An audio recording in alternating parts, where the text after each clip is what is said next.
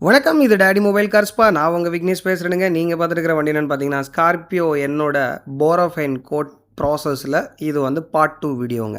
First day வந்து நம்போ strip wash, clay bar treatment, bug and tar removal, iron removal, water spot and mineral removal இது எல்லாமே பண்ணி வச்சுட்டு, பக்காவான மாஸ்கிங் பண்ணி, நம்மளுடைய வழக்கமா பண்ணக்கூடிய பெயிண்ட் டெஸ்டிங் பேனல் பார்த்துட்டு, இந்த பேடு, இந்த காம்பவுண்ட் அப்படிங்கிறத ஃபைனலைஸ் பண்ணி வச்சுட்டு கிளம்புனோங்க.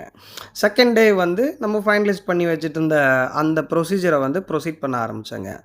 ஒரு ரவுட்ரி கட்டு, ஒரு டிஏ கட்டு, ஒரு டிஏ ஃபைனு, ஒரு டிஏ அல்ட்ரா ஃபைன். இப்படி 4 ஸ்டெப்பா வந்து வேலை செஞ்சோங்க. இந்த நேரம் பார்த்து என்னுடைய புது ரவுட்ரி வேறு சர்வீஸ் இஷ்யூ காரணமா சர்வீஸ் போயிருச்சு. நான் வந்து என்னோட கிளாசிக் ரவுட்ரிய தான் எடுத்து வேலை செஞ்சேன். இவர வந்து ரொம்ப நாளா யூஸ் பண்ணாமலே வச்சுருந்தேன். இப்போ ரீசென்ட்டா ஒரு 2 வண்டிக்கு இவர வச்சு வேலை செஞ்சிருக்கிறேன். ஸோ இவர் வந்து பழைய வெர்ஷன் 1800 வாட்ஸில் ரன் ஆகக்கூடிய ஒரு மிஷின். வாட்ஸும் அதிகம். அதே சமயத்தில் இதோட டார்க் கன்வர்ஷனும் அதிகம். ரொம்ப ரொம்ப கவனமா வேலை செய்யணும். இல்லைனா புகைச்சி விட்டுருவாரு. அப்புறம் இதனுடைய வெயிட்டும் அதிகம். 4½ kilo weight. Pad, packing plate எல்லாம் சேரும்போது நியர்பை 5 கேஜி வந்துரும்.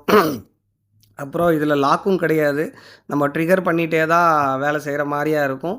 ஆனா, அவருடைய கட்டிங் எபிலிட்டி வந்து இப்போ வர்ற லேட்டஸ்ட் பொம்மைகளால குடுக்க முடியாது. அந்த அளவுக்கு இருக்கும். ஆனா முடியாது. நம்மளால கன்டினியூஸா தூக்கி வேலை செய்ய முடியாது. ஷோல்டர் வலி கொன்றும். ஆனாலும் இந்த வண்டிக்கு வேற வழியே இல்ல. அவர் இருந்ததுனால தான் நம்பளால இந்த வண்டிய வந்து வித்தவுட் சாண்டிங்கில வேலை செய்ய முடிஞ்சுச்சு. ஸோ ஒரு ரவுட்ரி கட் முடிச்சுட்டு, ஒரு டிஏ கட்ட வந்து ப்ரொசீட் பண்ணுறோம். அப்புறம் டிஏ ஃபைன் ப்ரொசீட் பண்ணுறோம். அப்புறம் ஒரு அல்ட்ரா ஃபைன் போடுறோம்.